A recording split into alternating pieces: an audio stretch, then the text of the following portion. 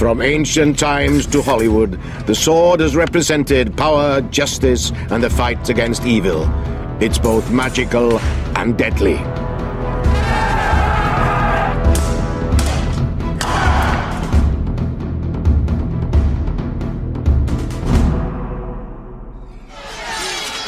The sword has influenced the outcome of great moments in history, inspired famous myths and legends, and the skill of its makers has turned it into an object of desire.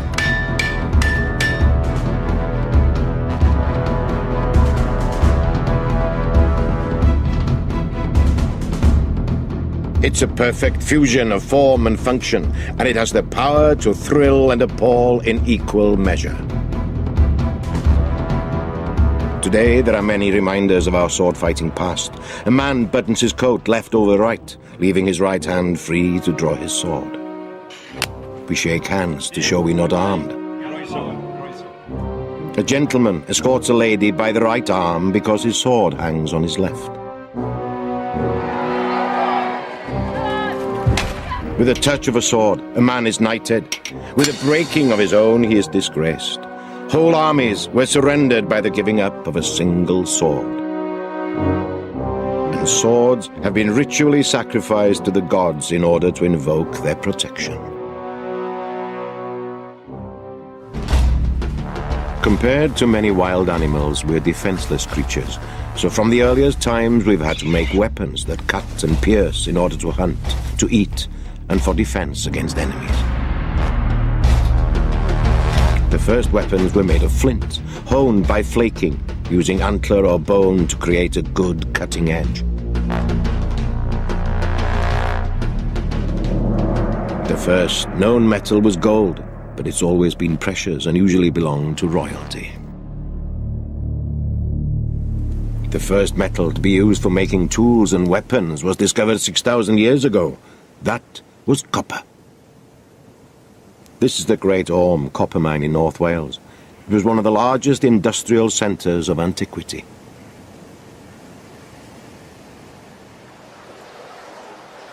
Around 3,500 years ago, copper was exported from here to Northern Europe and the Mediterranean. A copper sword was a top-of-the-range weapon, but it had its drawbacks. Copper is soft, but when it's mixed with tin, it becomes bronze. Bronze is 3 times stronger than copper and is more suitable for casting. This enabled swords of a similar quality to be produced in greater numbers.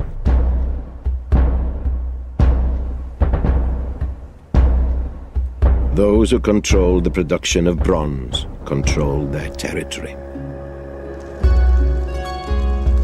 In Cornwall, Neil Burridge, an expert bronze caster, has set up a forge in a Celtic roundhouse.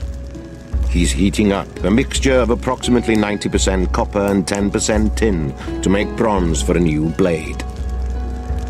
He makes bronze swords, like this 3,000-year-old example from the Royal Armouries in Leeds. This caster's technique is based on archaeological evidence. Like most sword makers, he judges the metal by eye, and the color of the molten bronze is crucial in deciding when it's ready to pour. It solidifies almost immediately. The famous legend of King Arthur and the sword in the stone may have its roots in this process, where we see the newly cast sword removed from a stone mold. Cooling the metal by quenching it in water also makes it harder and ready for action.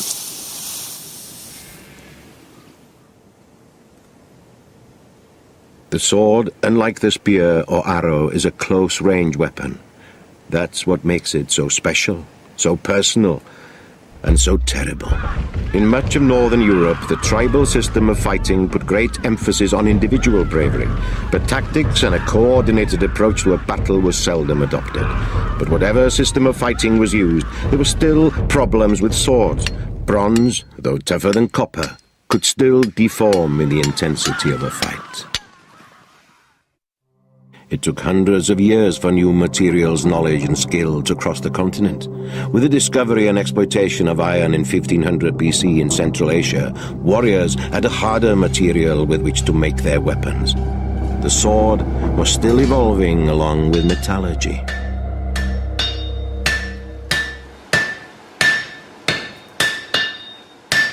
Iron is much more abundant than copper and more widely distributed across the world. It could be forged into much sharper and more lethal weapons. Swords became longer and heavier, but few remain from the early Iron period because they're prone to rust. Here's a rare example made in Western Europe. It shows a high level of decoration and may have been made as a gift for a tribal chief.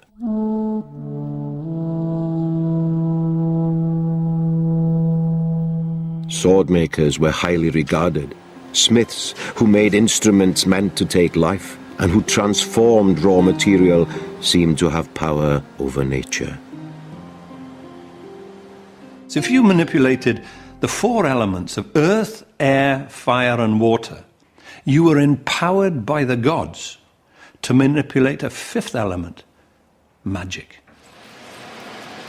A swordsmith often worked in a forge whose entrance was shaped in a spiral to keep the light out.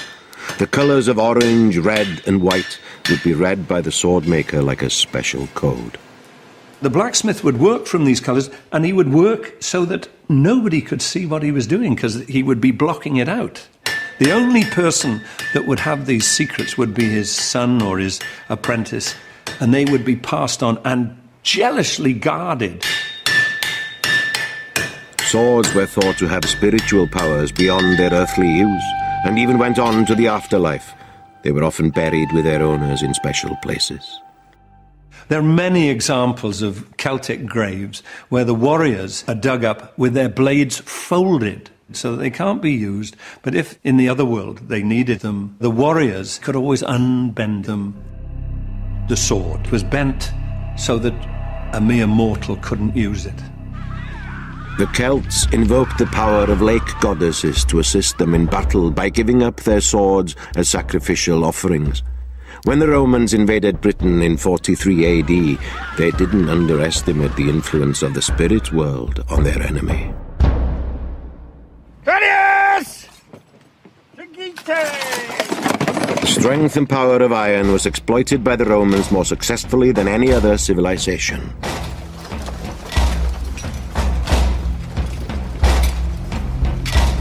The Romans used new ideas and technologies to such advantage that they dominated the known world for centuries. The real essence of Roman success was discipline and collective skills. I mean, the Roman legionary fought as part of a team. He fought as part of a team which was well organised in tactical terms, and had also got great logistic backup. I mean, he was a soldier rather than an individual warrior.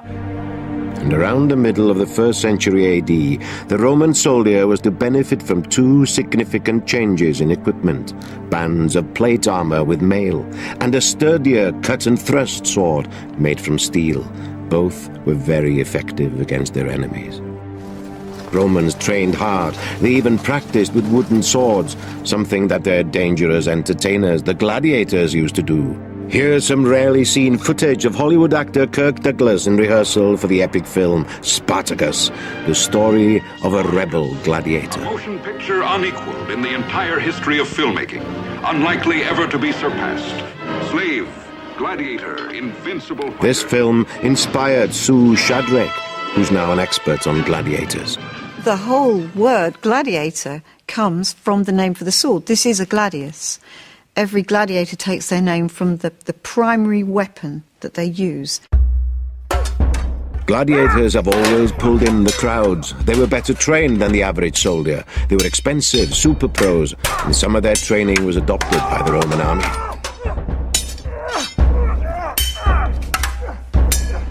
There are even accounts of female fighters.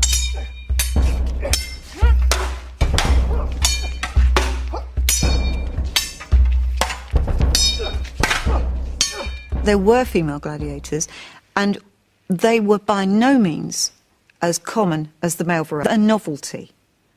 And I think that because it was so shocking, it was a difficult thing for people to take in. But we have records of high-born women who chose to go into the arena. When we hear about these people, we've got to remember these women were the exception, very much the exception.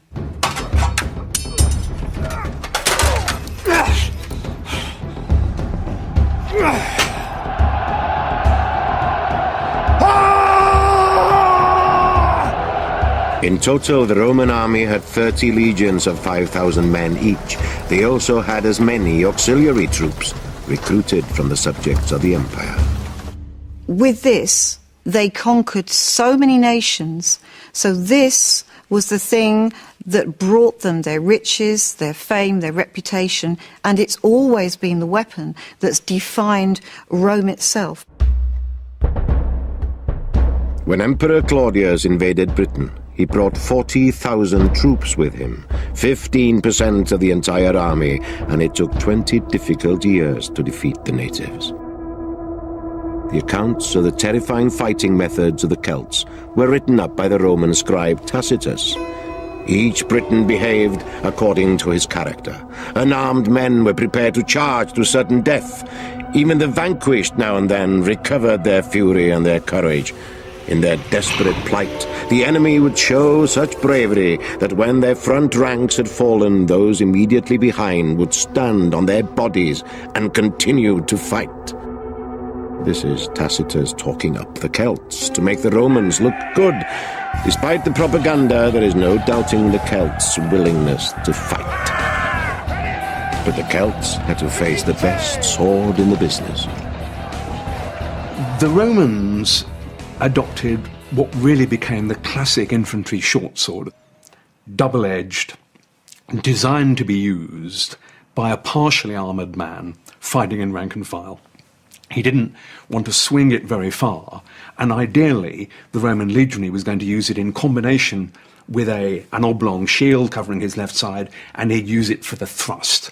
And some Roman swords have got specially hardened tips designed to cope with the opponents of Rome. A very, very effective fighting sword.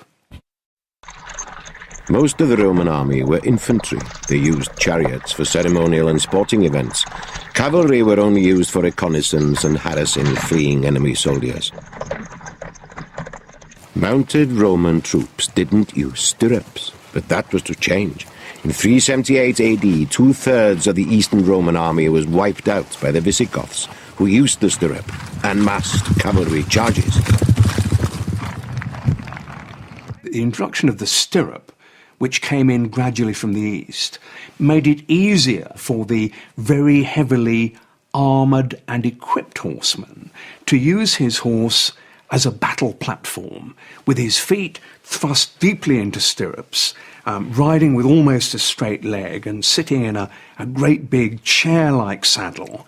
There he was, secure in the saddle and able to use a variety of heavy swords and battle axes and war hammers, really comparatively securely. So from that point of view, the stirrup and the heavy sword went hand in hand.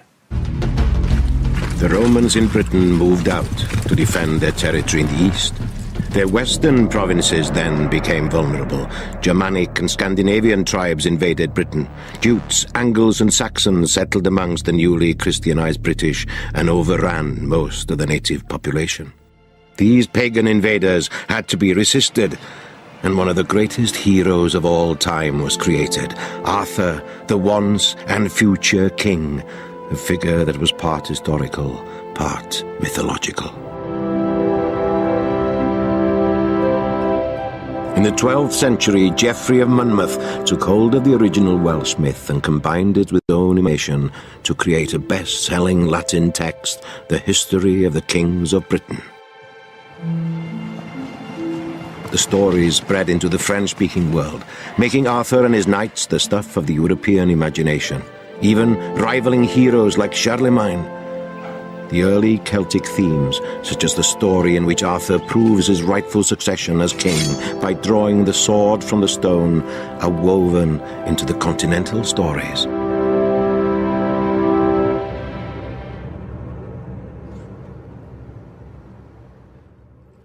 Later English authors claimed that the sword from the stone was broken in combat by a Welsh knight, Pellinor. Arthur was saved from certain death by Merlin, who cast a spell on Pellinor. Soon after, Arthur, who had a regard for Pellinor's sword-fighting skills, invited him to join the famous Round Table. Then Merlin took Arthur to a secret place, where the Lady of the Lake magically presented him with a new sword. Arthur was told that his future would be bound to the sword for all the days of his life. This was Excalibur. Arthur was mortally wounded after the Battle of Camlan, and he instructed Sir Bedivere to return Excalibur to the lake. Bedivere was unable to part with the sword, fearing what the future held without Arthur and Excalibur. On the third attempt, he obeyed Arthur's wish and relinquished the sword. Excalibur is a classic example of the way that swords were used in myth and legend. The idea of a sword belonging to the once and future king. The idea of a sword which was not only important in that king's lifetime, but had, in a sense, to be committed back to whence it came. I think that's a very resonant idea, that the sword wasn't left behind after the great man had gone.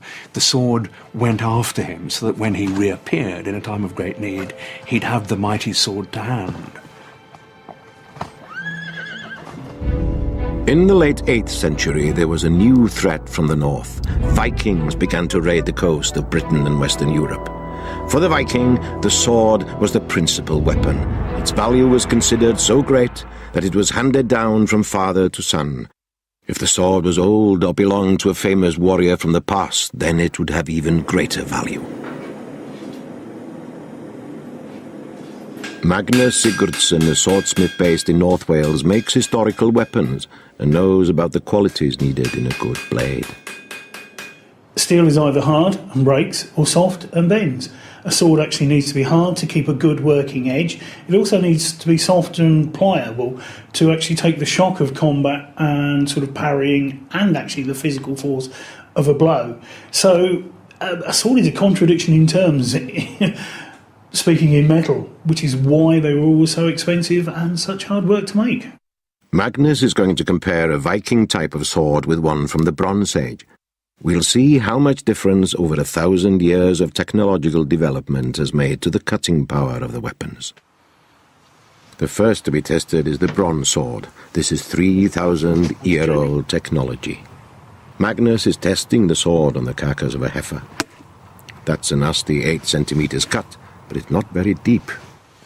What we have here is a Viking-style sword, 8th, 9th century, but the blade design carried on to the 13th, 14th century, primarily a slashing weapon. Thank you. The carcass is almost cut in two, proof that swords made from steel are more devastatingly effective than those made from earlier materials. Vikings revered their swords and gave them names like Gramr, fierce one, Mjolnir, decorated one, Fotbiter, biter of legs. The Norsemen of northern France, the Normans, invaded England in 1066. Their Viking-style swords were pattern-welded from soft iron twisted with steel to make them both strong and flexible. The Normans took control of England and Wales. Within 100 years, a new sword culture developed, one based on romantic notions. Inspired by the legends of King Arthur and the Knights of the Round Table, the sword's status was enhanced by the development of the chivalric code, a guide to acting with courage and honor which united knights across Europe.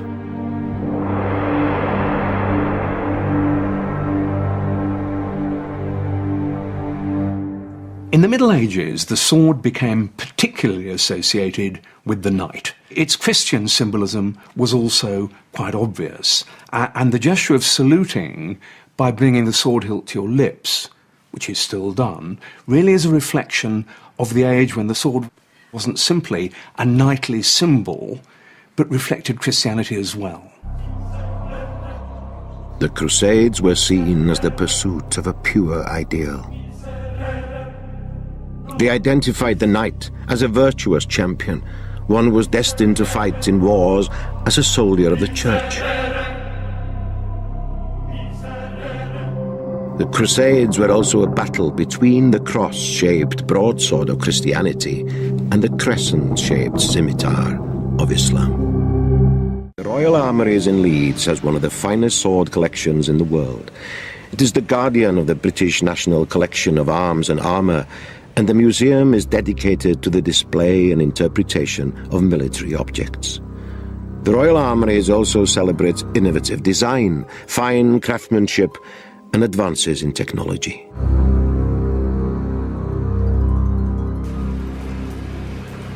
Medieval smiths saw the transition from chainmail to plate armour as a response to developments in infantry weapons, such as mail-piercing arrows.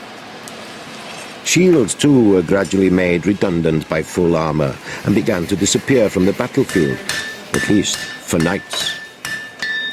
By the late 14th century, a technical rivalry was developing between swordsmiths and armourers.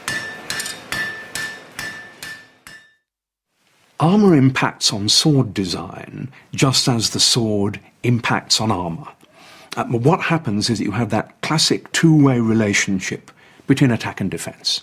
To start with, chain armour or reinforced leather armour was widely used, and that could often be penetrated by a sharp point, which essentially wedged open the links in the armourers responded by plate armour, which was more difficult to penetrate. So swords got heavier, and swordsmiths looked at producing robust blades with edges that might be able to work at places like the shoulders. So armour got heavier. So there's this two-way relationship with swordsmiths always thinking about getting through armour, and armourers always looking at ways of defeating first the point and then the edge.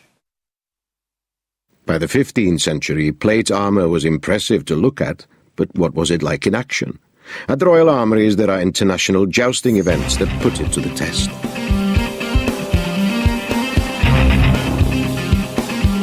Tournaments began as contests between teams of knights. Though there were casualties, the idea was not to spill much blood. It was meant to provide additional training for a knight, but the stakes were high.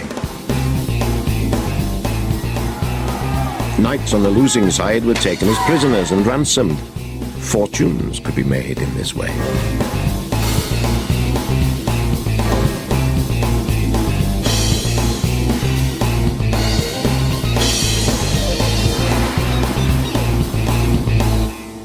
After jousting, knights would often continue fighting on foot. They used two-handed great swords. At tournaments, a fixed number of blows would be agreed beforehand, and knights would take it in turns to hit their opponent. The sword was used as a virtual club.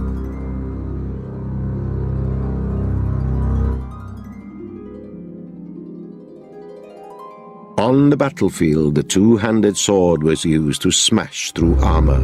It looked heavier than it was, but nevertheless, it required considerable skill in action.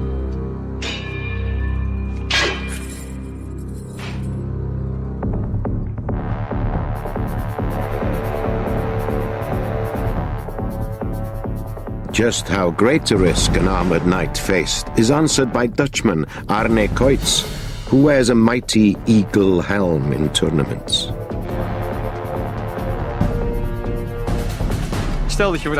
Even if the visor is shut, you would try and stab through there with the sword, because it's a very big inroad into the brain. If the visor is open, so a knight can see more, then of course you have a bigger target. Depending on the type of helmet, the risk might be the front of the throat or the side of the neck. The armpits are very important. They are a main target. There's chainmail under there, but with a good thrust you can get through the mail and get into the lungs and the heart and other body parts. Ease of movement must be a problem. Plate armour does actually allow you a lot of movement. For example, you can raise your hands right up there. I can actually touch the far side of my head, and I can bring my arms right across. There are all sorts of moves you might use with a sword too. The waist is actually made so that I can make a lot of movement, like this. I can actually lunge with all this armour. The plates will fold and they'll concertina to allow me to do this. The sabretons on the feet, the knees, everything is articulated, even the top of the legs. This is to enable me to raise them because the movements involved are vital. Dus daardoor heb je eigenlijk alle bewegelijkheid die je nodig hebt om te kunnen vechten te voet. Face to face with the enemy was no picnic. What you then had was, in essence, bloody murder. You had two well-trained, heavily armoured men hacking at one another. So we ought not to confuse the knight's chivalrous background with the ghastly nature of what big men with big swords could actually do to one another.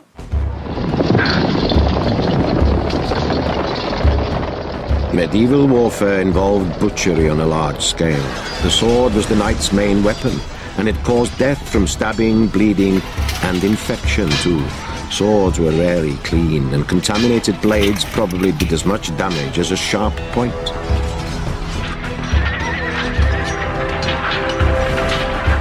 There are those today who still want to fight like medieval knights. In Hammerstein, North Germany, there's an unique sword-fighting event, an international gathering of martial arts enthusiasts who come together to do battle in the style of the early 15th century. The contest is sponsored by Welsh company Knights Gone By.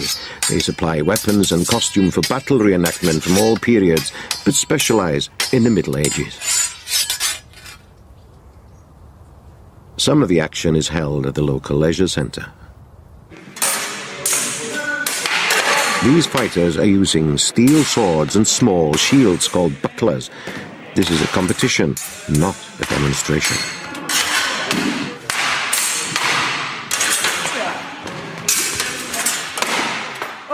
This is tough stuff, but there have to be some safeguards. There was a level of risk tolerance and injury tolerance back then that we simply can't accept nowadays. And the winner of the match was the one who struck his opponent and trying to inflict a bleeding wound.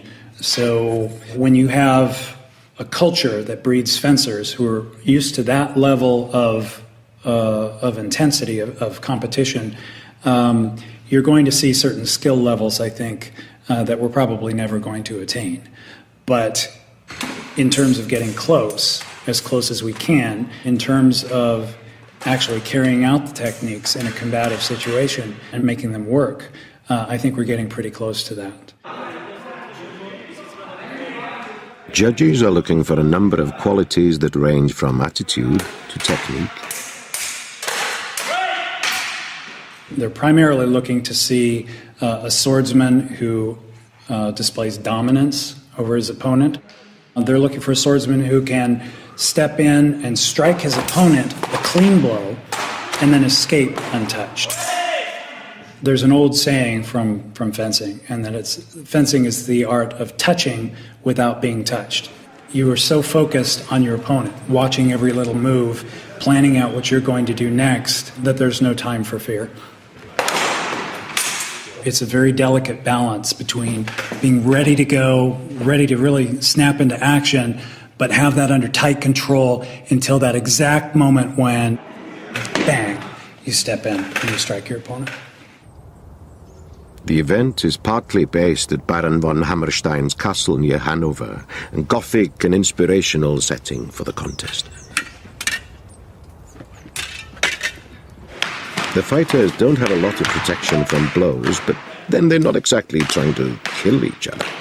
When he's not judging at Hammerstein, Alex Kiermeier is chasing villains in Munich. He's a cop, but he's been interested in swords a long time. I've been keen on sword fighting since childhood, at least from the age of 10 years old through to my teenage years. Der Schwertkampf begann mich eigentlich so vor 10 bis 15 Jahren zu interessieren. Es war vor allem durch verschiedene Really, we just took sticks and fought wildly with no technique. I think this is the same all over the world. Ziemlich planlos, wie ich zugeben muss. Und ja, ich denke, es ist das Gleiche überall auf der Welt. The competitors have an academic interest in swords. Ja, ich denke, das ist eines der wichtigsten Dinge, die wir beachten müssen. The most important thing we do is to look at historical sources. We don't want just to attack each other in a brutal way. Interpretation zusammenzustellen und nicht einfach nur die Schwerter aufeinander zu schlagen. Es fühlt sich einfach It feels good to use a sword correctly. Für mich steht es vor allem für For me, it's all about controlling my ego, controlling the opponent and the distance between us, and not to lose my overall game plan. Kontrollieren und auch den Abstand zwischen uns. Some of the oldest manuscripts which illustrate sword-fighting moves were produced in Germany.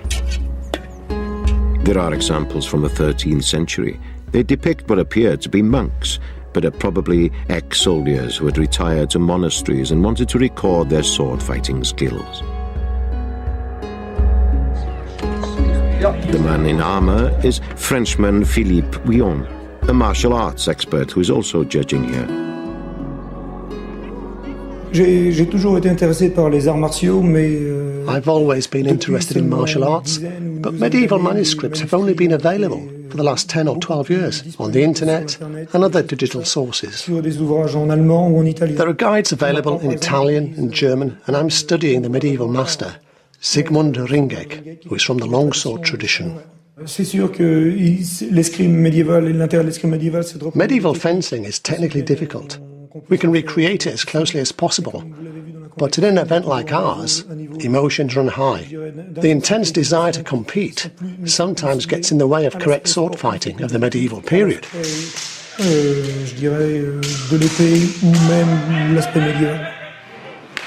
They don't only use steel here, bamboo swords, some clad in black leather, also pack a punch.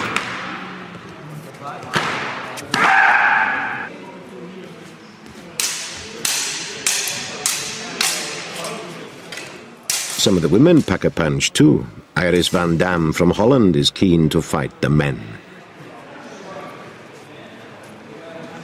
Het trekt mij aan omdat ik op de middelbare school moest ik een act. Sword fighting attracted me because in high school I had to choose performance art.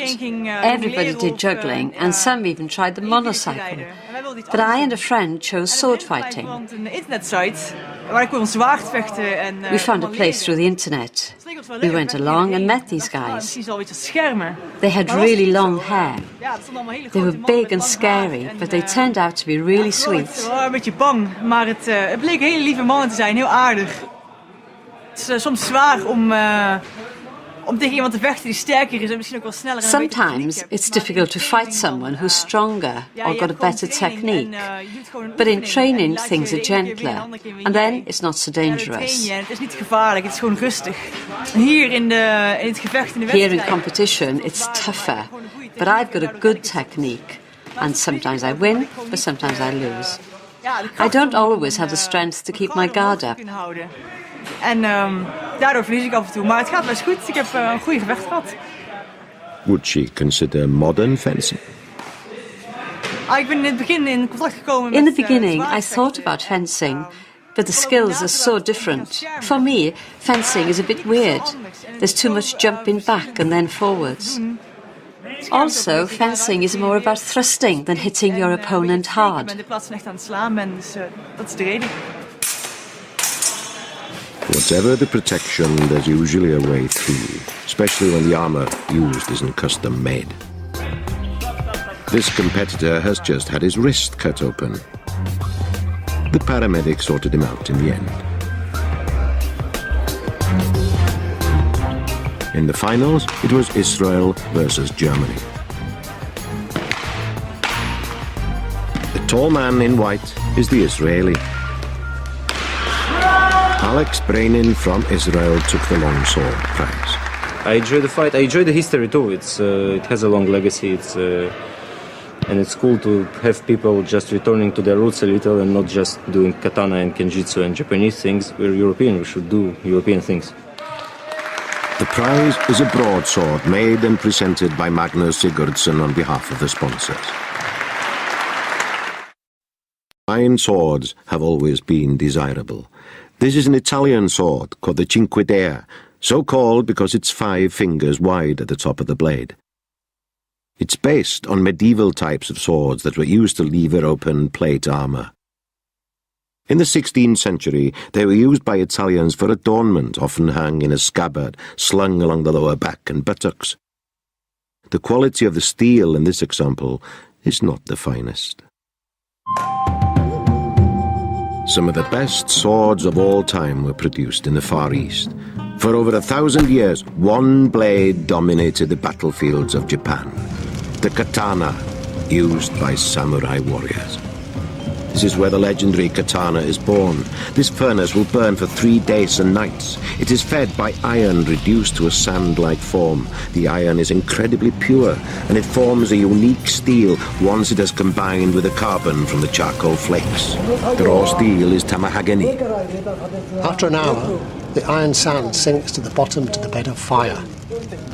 When we look at the bed of fire, we can see from the colour whether or not it has become tamahagani. The furnace man tends the flames day and night until the process is complete. The furnace is like a woman, and we can think of the iron and coal as food.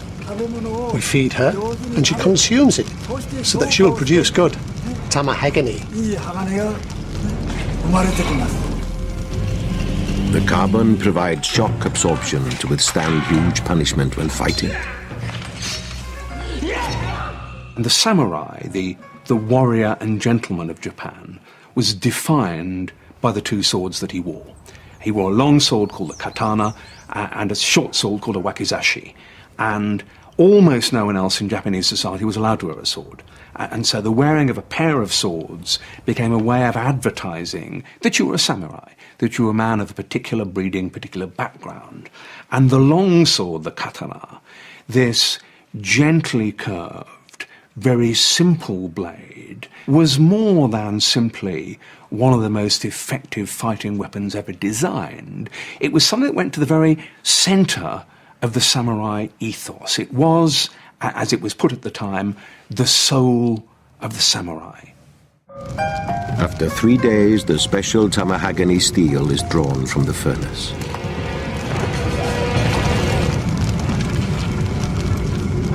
The swordsmith leads a spiritual way of life. He prays to Buddha for a perfect sword. The forge is regarded as a sacred site. In all countries with a martial tradition, the sword has been elevated to a symbol of power and justice. But in Japan, it's more than this. The samurai's spiritual development was achieved through the way of the sword.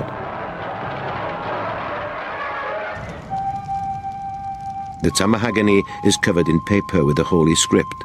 Then a light covering of clay and ash are added to limit the amount of air in the process. The hammering welds all the pieces into one and drives out impurities. The katana is now a block of steel, but then it is folded. A dozen folds creates over 5,000 layers of steel. In most cultures, the smith has an important role. I mean, he's the man who is putting into the sword more than simply practical qualities. He's imbuing it with something of himself. He will very often make the process of forging the sword quasi-religious. He'll sign it with pride, so much so that good swordsmiths often had their signatures counterfeited, almost like good artists might. In Japanese society, this takes a very extreme form, and the smith would abstain from drink and from sex and would almost become a monk for the period of forging the sword. And the sword would have in it all sorts of qualities. And it was said that a particularly famous Japanese swordsmith would always make swords that had a particular thirst for blood. He was a skilled smith, but his swords somehow were evil. Samurai warriors were an elite class. Their particular Buddhist belief meant they had no fear of killing or dying. Raids on Korea and China gained riches for the warlords of medieval Japan. The katana sword brought wealth. It was a blade of distinction.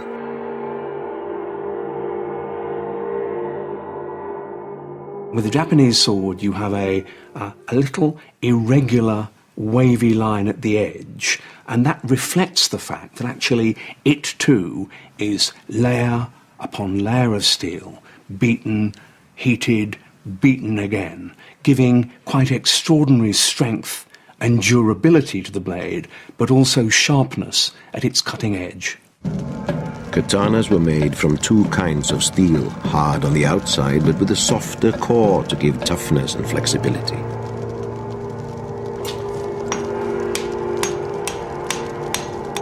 In the Middle Ages, katanas were used in executions, but they were also tested on the corpses of criminals. Swords were graded according to their cutting power. One of the final stages is the polishing process. The task is to sharpen the sword and to reveal the structures or grain that were built into the sword during the making process.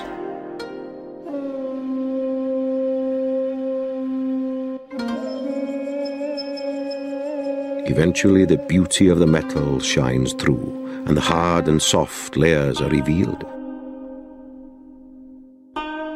The samurai was always close to his sword. At night it remained by his bed. It was a sign of his authority, and only death would part him from it. But which is superior, the Japanese katana or a medieval broadsword from the same period? The katana is light and enables the swordsman to move and cut quickly. The broadsword is heavier, but just as sharp. By the time the katana has made 3 cuts, the broadsword will only cut once. This sword may be made today, but it embodies centuries of knowledge. While the samurai were at their most powerful, Europe was entering the age of enlightenment. In the West, the Renaissance of the 15th century brought about a new age of learning. Between 1450 and 1500, more books were produced than in the previous 1,000 years. The development of printing allowed experts to reach a wide audience. The publication of guides to sword fighting proved popular. It wasn't long before these ideas were exploited by the theatre. Shakespeare took his fencing seriously. There are over 400 references to swords in Shakespeare's plays. Stratford, the home of the Royal Shakespeare Company, regularly puts on the great bard's plays.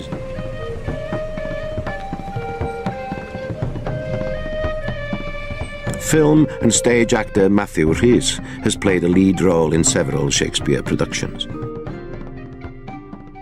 Within the 3 productions that I did there, the 3 different styles of fighting were completely different. The Macbeth, for example, we used samurai swords. The Romeo was very true to its time. We used rapiers.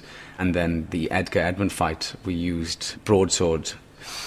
I think the true mark of a good fight arranger, fight director, is they will think how the characters would fight. It's not just about devising a good fight, but how each individual character would fight. So Edmund, for example, who's very devious, sinister, had a very nasty style of fighting, cheating and underhand tactics, whereas, Romeo the romantic is upright and sort of beautiful footwork.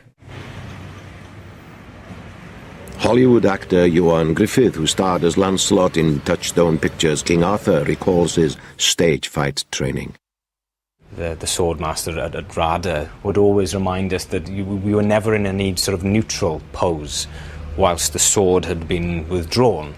You were always sort of on guard, as it were, prepared. So there was never a moment where you would relax the sword in any way. Everything had a focus and a purpose, and being in a state of readiness, to receive a parry or get ready to riposte.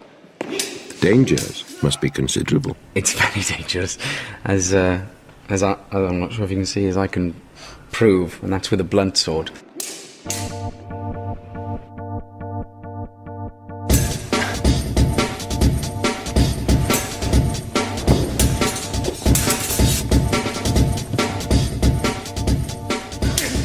Actors in Shakespeare's time had to prove themselves to their audiences, who knew all about sword fighting.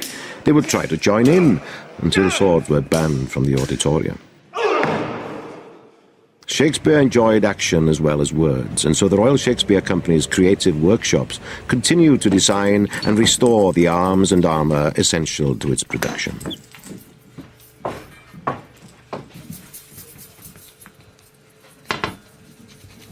Julian Gilbert, the company armourer, has been with the RSC for 25 years, and his sword collection is a favourite with fight directors. Weapons and props from this armoury are not only seen on stage, but in the cinema too. Feature films like Gladiator, Braveheart and Elizabeth have used the Royal Shakespeare Company armoury to equip its stars. Shakespeare's audiences craved violence. They knew all about bear-baiting, bull-baiting, cockfights and duels to the death.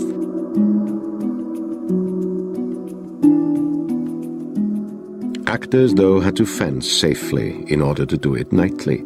Animal bladders would be filled with sheep's blood and squeezed to feign a wound.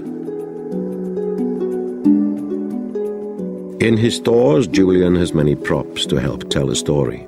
In the theatre, just like film, sound is important in conveying authenticity. The swords on stage have to sound like the real thing. Yes, these are from the type that Matthew Rhys would have used in a production of Romeo and Juliet and King Lear. And this is an interesting one because it's made from an aluminium alloy and it sounds absolutely beautiful when struck. It's a really nice ring, but unfortunately you can't use the alloy sword against the steel sword. It has to be used against itself, otherwise the steel sword will literally cut straight through this alloy one. Shakespeare learned to fence in Blackfriars Theatre. He was taught by an Italian, Vincenzio Saviolo. At the time, the sword was still the weapon of choice in a fight. The sword was soon to bow to a new and terrible weapon. Gunpowder had been invented by the Chinese in the 9th century and was originally used by the artillery. By the 16th century, it had been developed and used in handheld muskets. The development of gunpowder weapons had a huge effect on the whole of warfare. It meant that armour was really going to disappear. It meant that although hand-to-hand fighting would continue, and swords were going to be used even by infantry for a bit afterwards and by cavalry for quite a long time afterwards, actually most of the damage was going to be done by bullets. So once gunpowder has brought its noisy, bad egg stink fury to the battlefield, the days of the sword are numbered.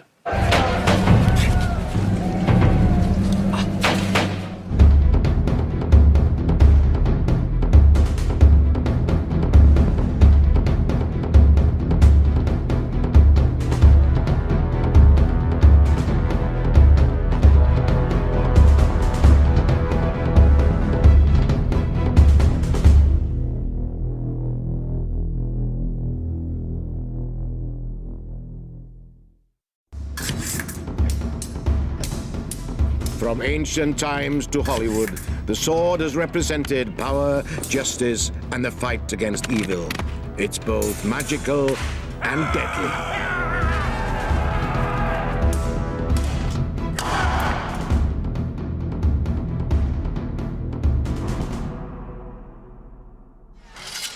The sword has influenced the outcome of great moments in the past, inspired famous myths and legends, and the skill of its makers has turned it into an object of desire.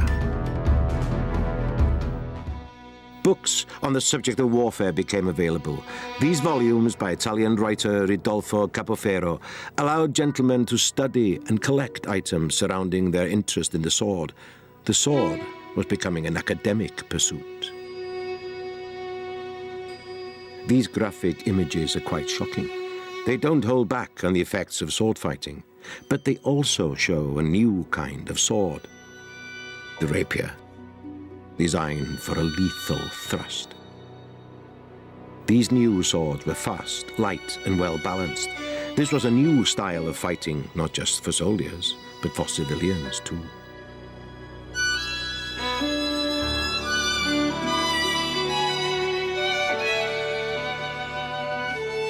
These illustrations are part of a collection owned by Malcolm Fair, editor of Sword magazine and owner of the British National Fencing Museum near Malvern. A former British junior fencing champion, Malcolm is also a veteran Commonwealth title holder. His collection focuses on the non-military use of the sword.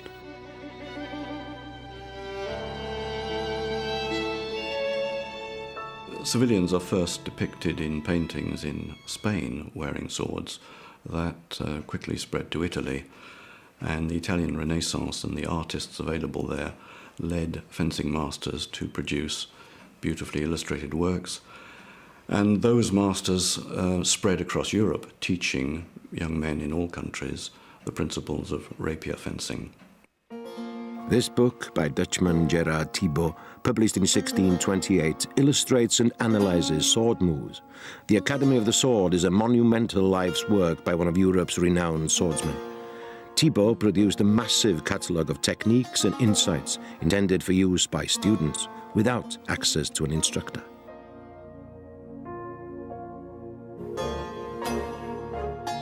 Thibaut himself was an enthusiast of the Spanish rapier. Its long, narrow blade produced the perfect straight line used to intercept an opponent's weapon.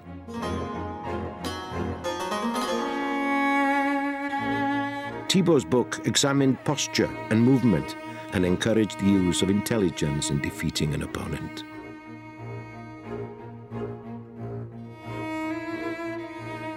It was the essential accessory for the young man about town. Despite Gerard Thibaut's ideals, the popularity of the rapier also brought about its notoriety.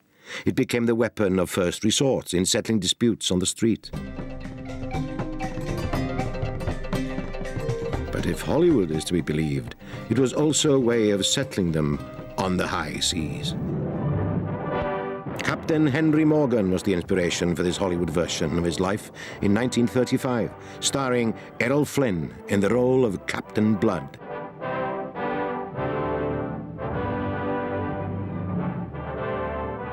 His flamboyant style suited the rapier. Swords, not pistols, provided pirate films with most of their devil-may-care action. Then I'll take her when you're dead.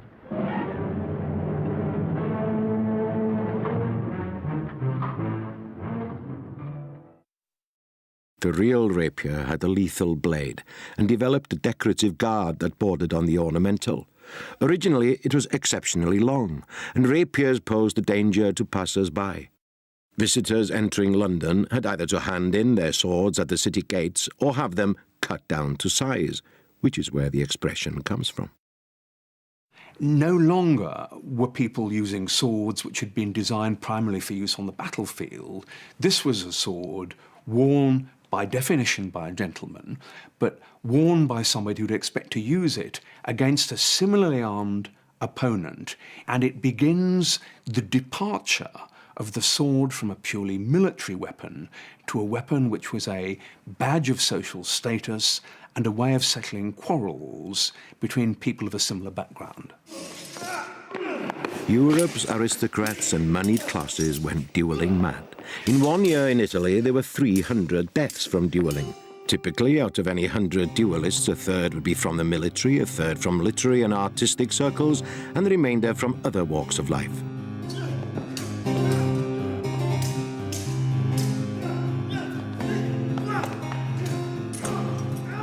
At the court of Louis XIV, fashions changed, and there was a need for a smaller court sword. This is the sort of sword that evolved with a hollow ground, triangular blade, a very sharp point, and it could be manipulated much more easily than a rapier, and consequently it was much more dangerous. Men fought at the slightest provocation at any time of the day or night, by moonlight or torchlight, in the street or behind closed doors. If you wanted to defend your honor, you needed to have some skill, especially if you had no military training.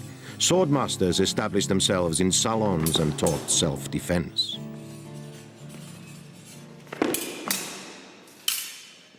Expert duelists were soon committing crimes, confident that they could defeat their opponents or rivals in trial by combat.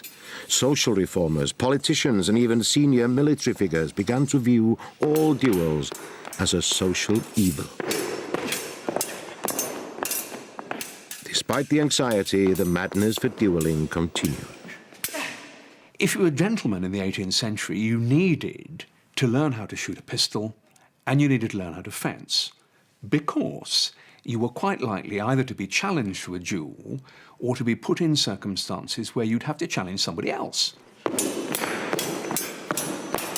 And you needed to be able to use a gentleman's weapons, sword and pistol. So learning to fence was really very important, because as a gentleman, throughout the 18th century, you'd wear, under almost all circumstances, a weapon called a small sword, which is really a reduced weapon of the rapier. You'd wear that, swing at your left hip, and you'd be expected to know how to use it. And wearing the thing and not knowing how to use it was going to get you into dead trouble.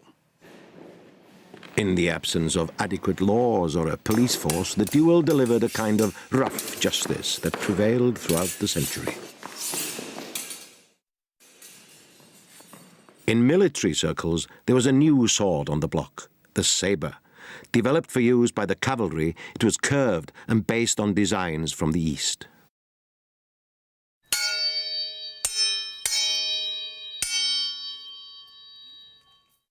The sorts of sword that you needed for fighting on foot and the sorts that you needed for fighting on horseback were really quite different. A man on horseback needs a sword which is going to give him reach. He'll want to reach out over the horse's neck on one side or on the other, and he might want to use it as one horseman against another, perhaps to stab with a straight arm, or he might want to use it against infantry who are running if he's pursuing them, to give a cut. But in both cases, he needs a weapon that's longer and probably heavier than would be used by a man on foot.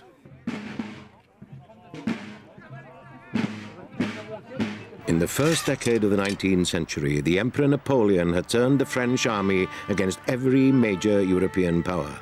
But a coalition of forces defeated Napoleon at Leipzig and exiled him to the island of Elba. In 1815, he escaped from imprisonment and reformed his army with astonishing success his enemies.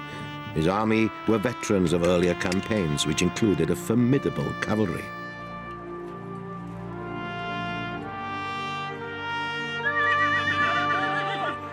Napoleon was determined to defeat the Allies in what is now Belgium as a first step to rebuilding his empire.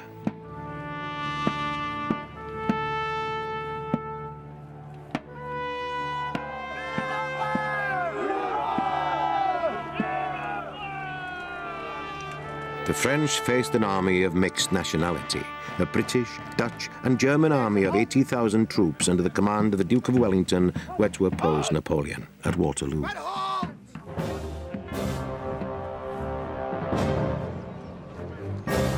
The Allies were, in the words of Wellington, an infamous army, the scum of the earth. Weak and ill-equipped with a very inexperienced staff. The battlefield lies just outside of Brussels and has hardly changed since the armies fought each other on June the 18th, 1815.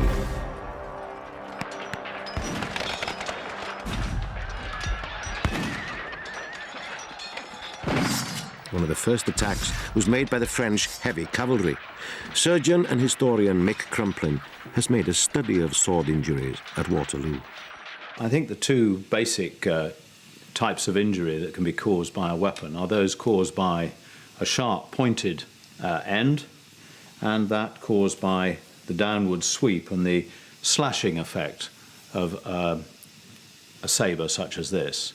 But of course, if the slash comes to the neck in a horizontal way with the full kinetic energy through the blade of the slashing weapon, it'll decapitate in one go.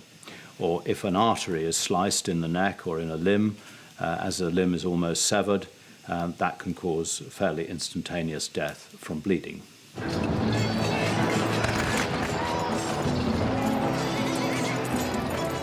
The British cavalry were led by Lord Uxbridge, who famously lost his leg in the battle but continued to direct his troops. They faced Napoleon's heavily armoured cavalry.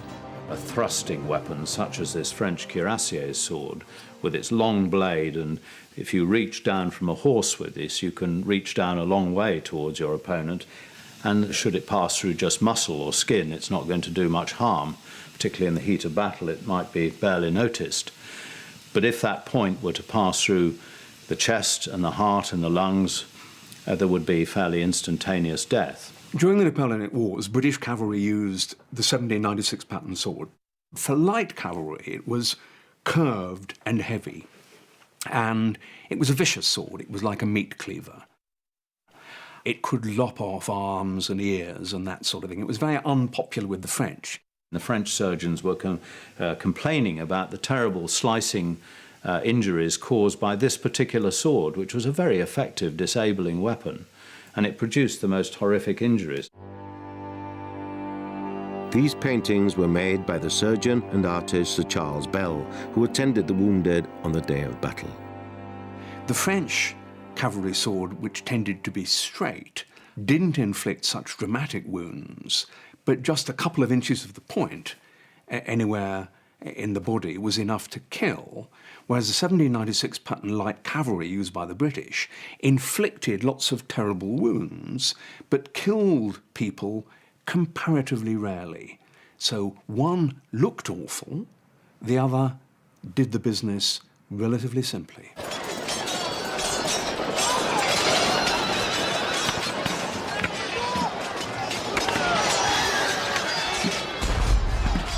Infection was probably less likely with sword wounds generally than with gunshot wounds. Swords can cleave in a bit of hair, skin and helmet or leather helmet, and that can take bacteria into the bone through the dura mater, which is a membrane covering the brain, which has a sort of very fluid-like consistency in health. And if those bits of debris with bacteria are carried in by the sword, that's often what will finish you.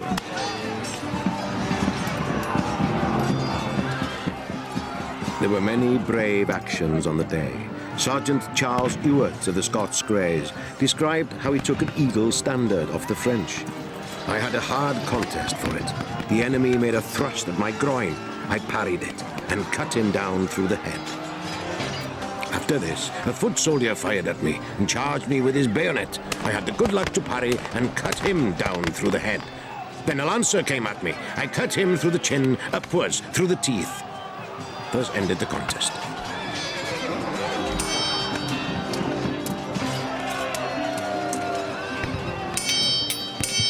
The battle like Waterloo, principally they used swords against one another.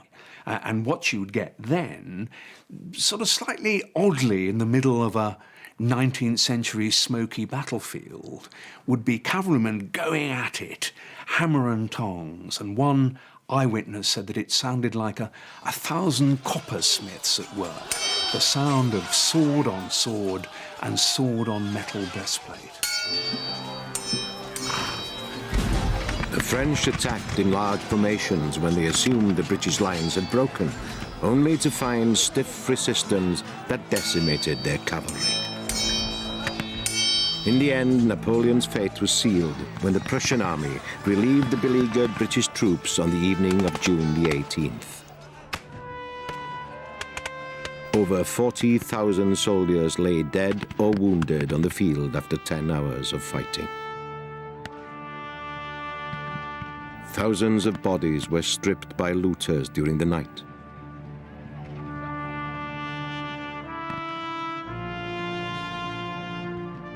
Though the French had lost the battle overall, their cavalry with its straighter stabbing sword was more effective at killing the enemy. This was the style of sword the British Army would use in future.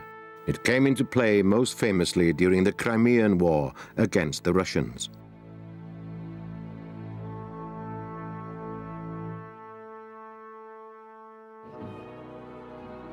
Outside military circles, things were changing fast.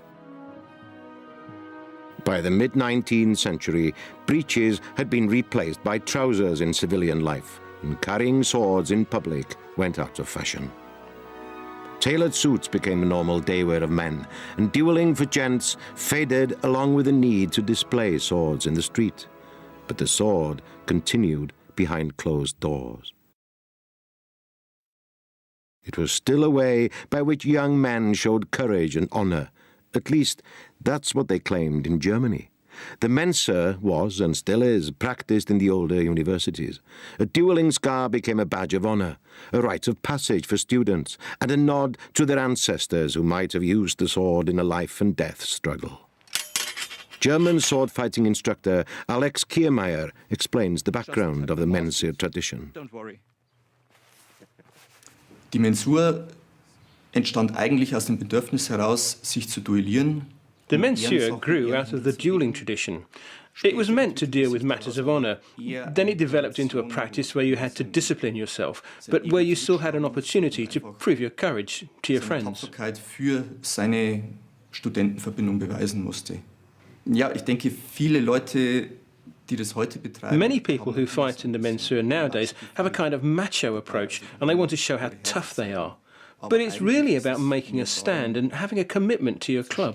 Und seine Tapferkeit zu zeigen und für den Club einzutreten. Ich denke, viele Leute in Germany today, many people have negative feelings about the Mensur. Many people think that the Mensur and its followers are associated with extreme right-wing politics, but that isn't necessarily the case. Was nicht unbedingt der Fall ist. If you participate in Mensur, you need the Schlager. Its sharp, pointed tip is used to deliver a cut which would give you a desirable scar, or worse. The Mensur has a whole ritual surrounding it with its own societies, and it's considered rather exclusive in places like Heidelberg University. By the last quarter of the 19th century, the sword became exploited by the world of advertising in a mind-boggling range of promotional activities. Even the world of soft porn saw the attraction of its phallic form.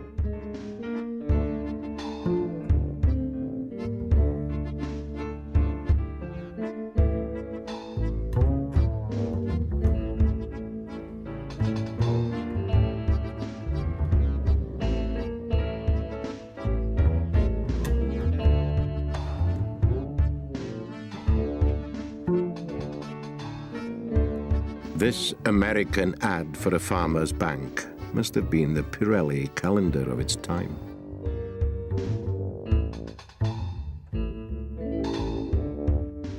The magic lantern was replaced by early film at the dawn of the 20th century.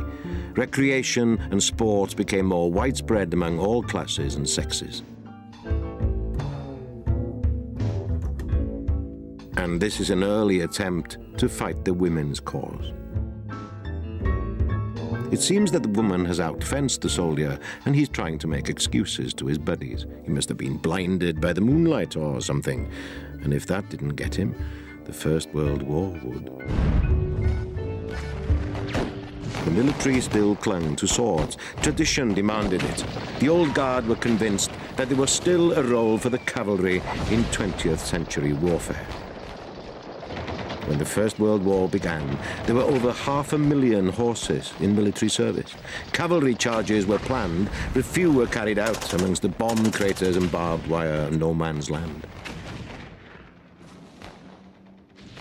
During the 19th century, the British Army was really unable to make its mind up as to whether swords were best used for cutting or thrusting. So it produced a series of patterns of what were called cut and thrust swords. Lightly curved blade with a reasonable point, which you could use for both. Eventually, at the very beginning of the 20th century, the British Army decided that the most effective way of fighting with the sword was to thrust. And so it produced its last ever cavalry sword, the 1908 pattern, which was arguably the perfect sword. It had a big bowl guard, a pistol grip so that you'd line it up naturally, and a straight, slim blade, perfect for thrusting. The perfect weapon produced at exactly the moment that cavalry was leaving the battlefield forever. After 4 years of fighting and 20 million deaths, Europe was traumatized. By 1918, the world was ready for a good dose of escapism. While tanks and machine guns made the old ways of warfare obsolete, swordsmen continued to flail away at villains. These were the new swashbuckling heroes of 1,000 exciting films, like this silent movie. It's based on the Three Musketeers.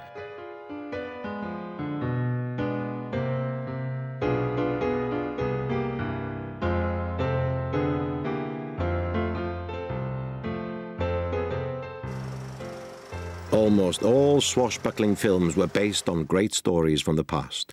Many screenwriters adapted 19th century romances and heroic tales, which were often based on ancient myths and legends.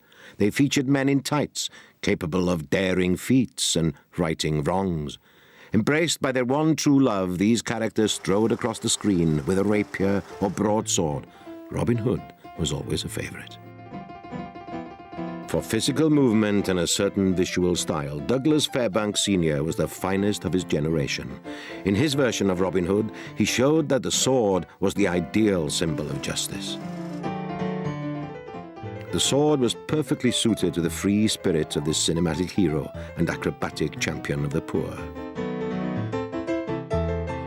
Fairbanks' athletic prowess and dashing good looks made him the king of Hollywood.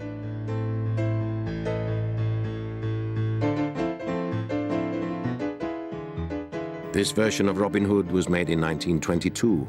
It was one of the most expensive films of the times, with a $1 million budget. The film broke all box office records and netted a 500% profit for Fairbanks. Sound on feature films was achieved in 1927. By the 30s, the talkies were a global phenomenon and helped secure Hollywood's position as one of the world's most powerful and popular institutions.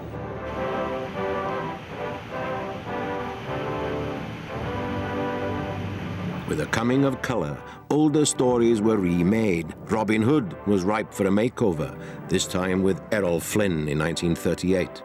Once again, the film shows the aristocrat turned outlaw pitted against the Normans and the arch-villain, the Sheriff of Nottingham.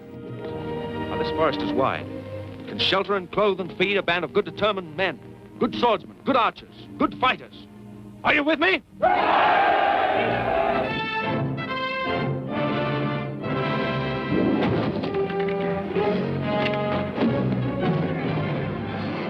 The sword fights in this film are amongst the best from Hollywood, and they symbolize the struggle against dark forces. The sword symbolically represents the gentlemanly status of the person who bears it. It has often religious overtones. That's not simply in Christianity, but in other religions as well. And it also often represents justice against evil. Not for nothing does the figure of justice with the scales in one hand have a sword in the other. So in a sense, this classic, simple, cross-hilted sword represents, amongst other things, pure, double-edged justice. World War II has often been called a just war. The Americans produced a number of propaganda-led racist films against the Japanese, but the Japanese did execute prisoners by beheading. Some of their victims were of European descent, but the Japanese treated their Chinese and Korean neighbors as if they were subhuman. Thousands of these Asians were executed by the sword with the blessing of Emperor Hirohito and his generals. In Europe, there was conflict too. The Germans used swords and daggers for ceremonial purposes. Many of these were based on imperial Roman styles. The Nazis were always looking for stories or symbols which linked them to, as they saw it, a glorious past. Many of the daggers were made in the town of Solingen, famous in medieval times for the finest broadswords. In 1945, Hitler was defeated. As the Second World War ended and society stabilized, new theatrical productions were made for radio and cinema. These were mimicked by children at play and reflected the actions of their heroes. In the movies, the sword was a central prop in many epic films, including Alexander the Great, starring Richard Burton. The film was made in 1956. Alexander, conqueror of conquerors, whose ambition knew no bounds. It's the story of how Alexander united the Greeks against the Persian Empire, and how he went on to conquer all before him with sword in hand.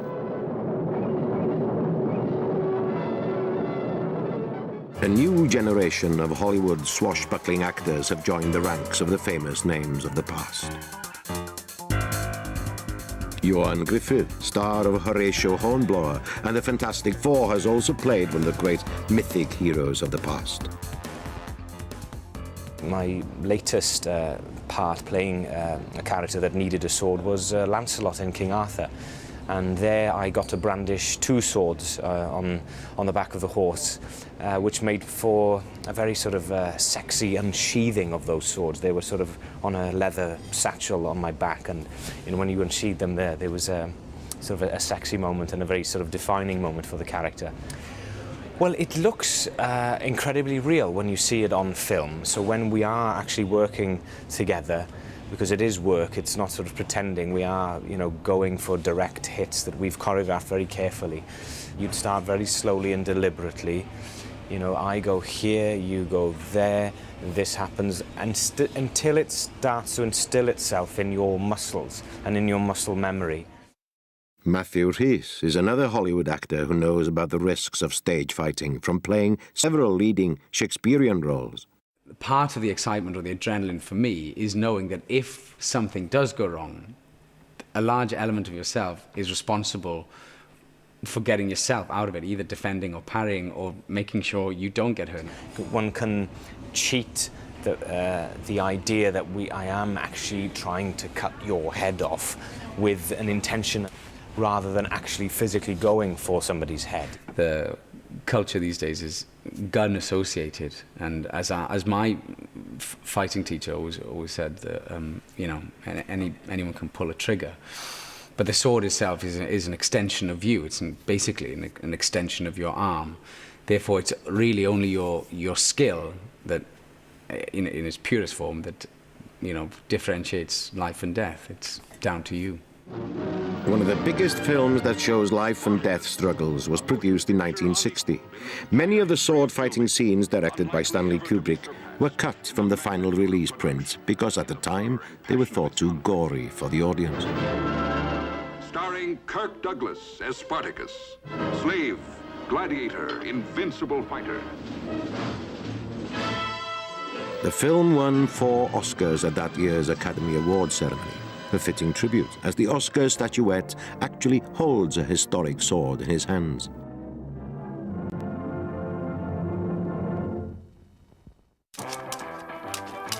In the 1950s and 60s, children's matinees nourished the next generation of cinema-goers. Some of the films they saw ended up on television, and the sword and its heroes continue to enthrall boys and girls of all ages. One of the biggest and most successful characters was Zorro.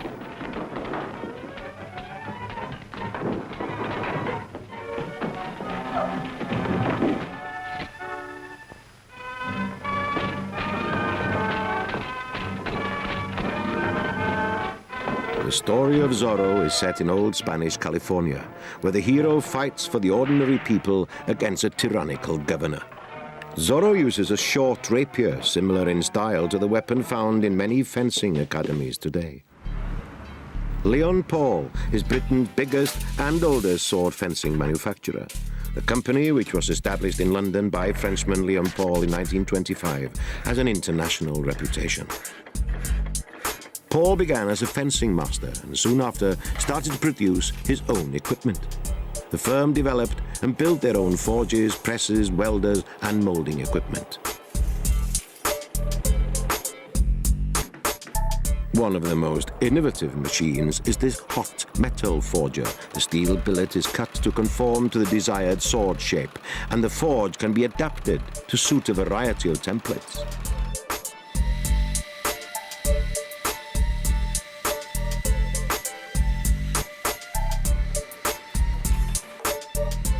The grandson of the founder is Barry Paul, the current chief executive of the company.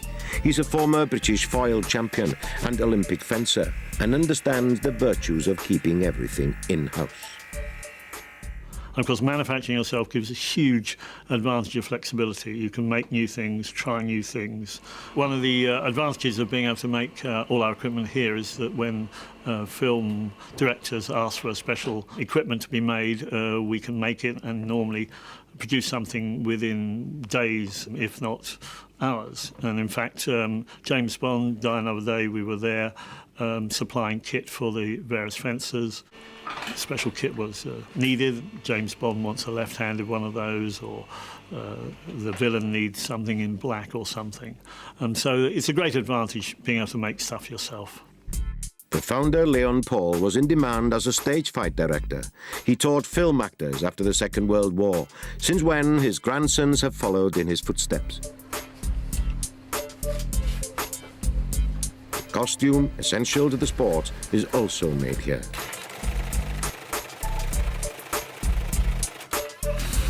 Face masks, invented by the French in the late 18th century to accompany the training sword, made the sport safer, especially for instructors who had to engage with students of mixed ability. It wasn't unknown for a swordmaster to lose an eye while teaching a novice. Nowadays, masks are obligatory and injuries are rare.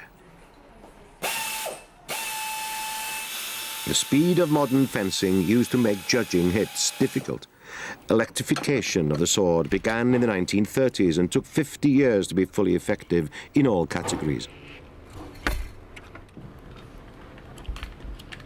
A cable is attached to a telescopic tip and illuminates a light when a hit is made.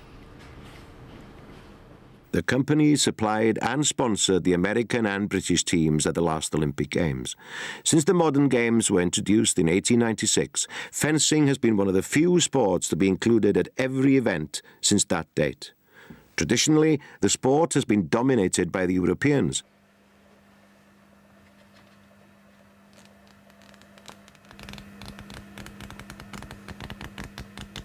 Currently, the most successful nation is France, with Italy and Germany close behind. But the Americans and Chinese are catching up.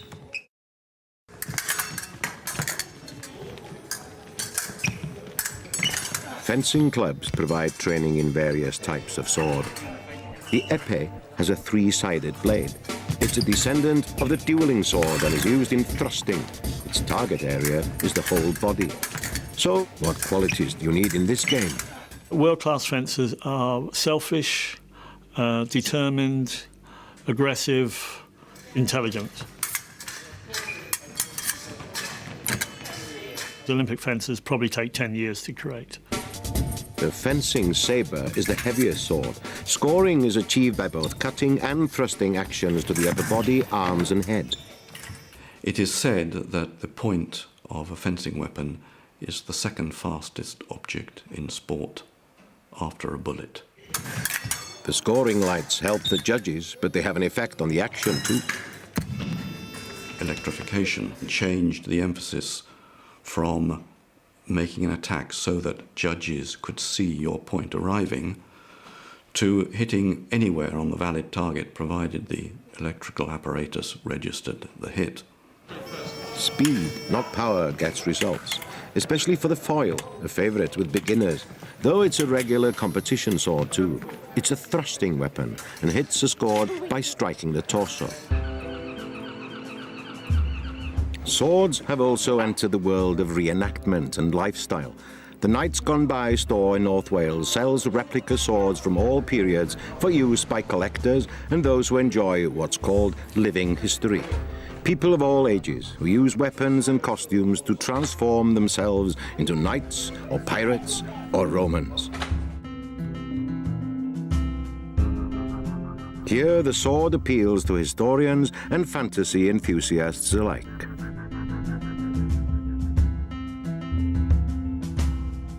For those who want to connect with the spiritual roots of sword fighting, there's Kendo.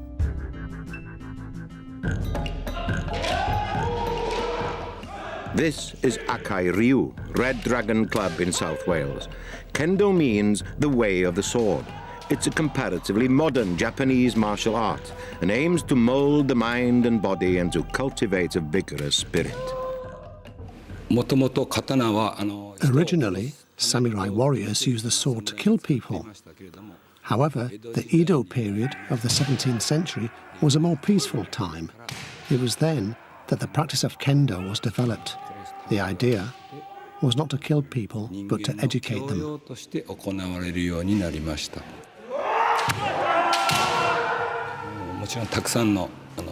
There are many elements to kendo. An honest heart is most important. We can easily build up a strong body, but it is difficult to build up a true and honest heart. With a good heart, you can be open to many things and see many things.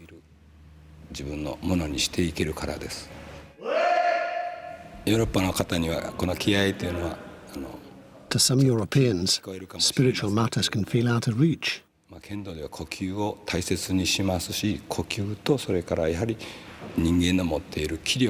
kendo, spirit is important. Breathing, willpower, and spirit are all connected in kendo.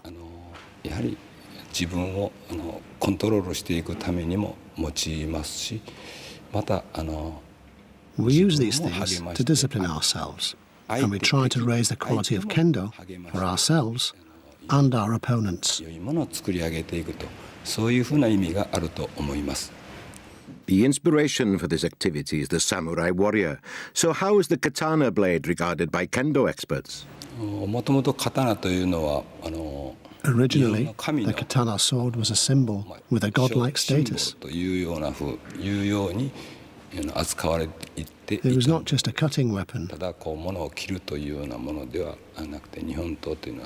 katana is still a noble and holy sword.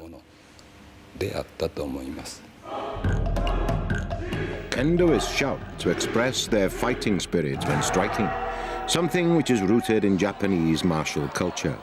But for some, the sword can have a very different interpretation.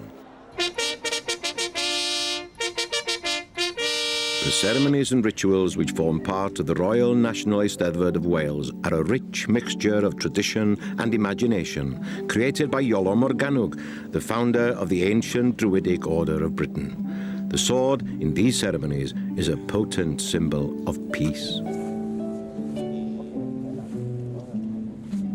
The sheath of the great ceremonial sword is inscribed with words that emphasize its peaceful purpose.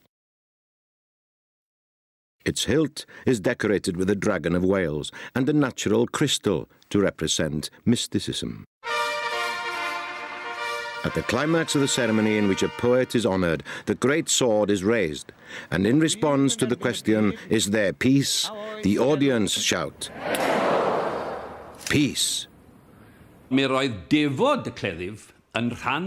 The sword ritual was a part of Iolo's godsedd from the beginning in 1792. But it wasn't a sword in the sense of a weapon, but a sword that symbolized the fact that the poets of the godsedd circle were a peaceful fellowship.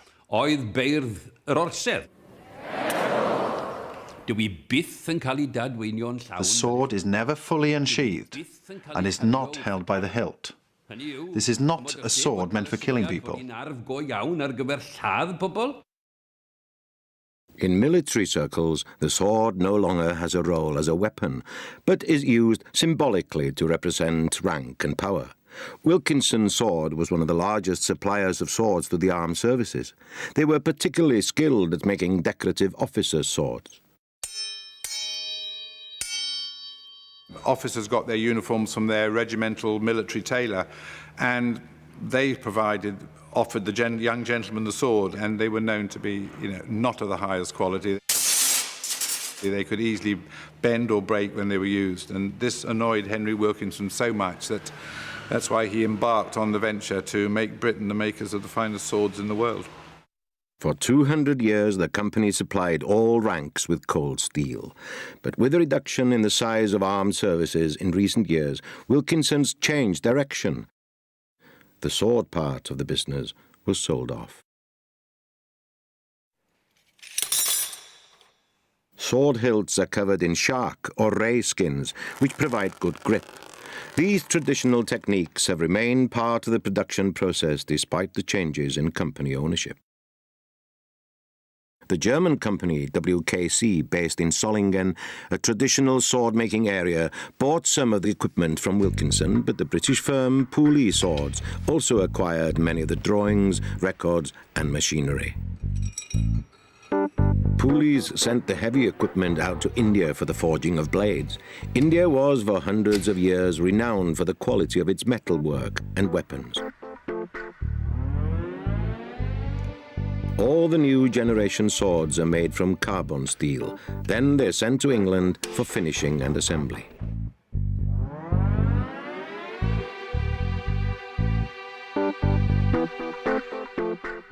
The British Armed Services, as well as overseas defence forces, still place orders for new swords. But Pooley's also provide an important restoration and repair service.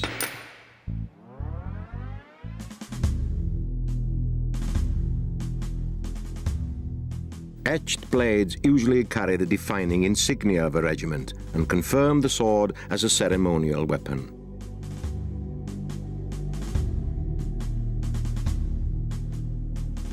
Pooley supply swords to the Royal Military Academy, Sandhurst, where the leadership qualities demanded of an officer are taught to cadets.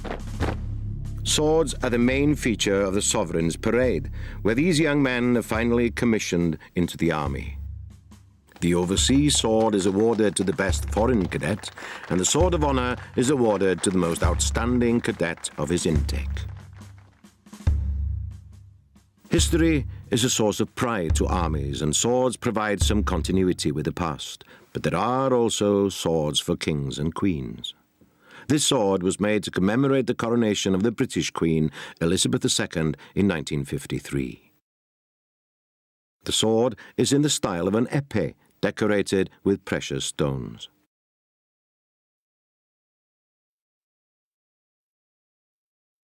The most futuristic take on swords was created in cinema's Star Wars series. It introduced lightsabers to the world and still inspires fans who want to save the universe, like these backstreet heroes. Despite Star Wars being the most technical tour de force on screen, when it comes down to saving the universe, it's flashing blades and a sword in hand that the filmmakers chose. Throughout human history, edged weapons have enabled us to hunt and to defend ourselves. From the Stone Age, with its flint knives, to the First Age of metals and the earliest swords, our ancestors have fought and made blades that enabled great civilizations to succeed. The seeds of that success have also produced the dark side of human activity. But where there are villains, there are heroes. Ancient myths and legends have sent us sword-wielding saviors to protect us from evil. The sword story constantly throws up episodes in which religious or political conflicts have tested our mettle. The 13th century was a high mark for the sword, since when it's fought for its place at the great events that determined our future. Civil wars and revolutions have seen its bloody contribution, but it's also been exploited by artists and writers and been turned into a sport fit for kings and emperors. Horses gave swords a place on the battlefield, but with the coming of the 20th century and military mechanization, swords had to find an alternative role. Adventure stories and popular cinema provided it, and inspired new generations of young blades to test their courage. The sword has symbolized the fight against evil, so it's no wonder that most societies have celebrated the perfect sword.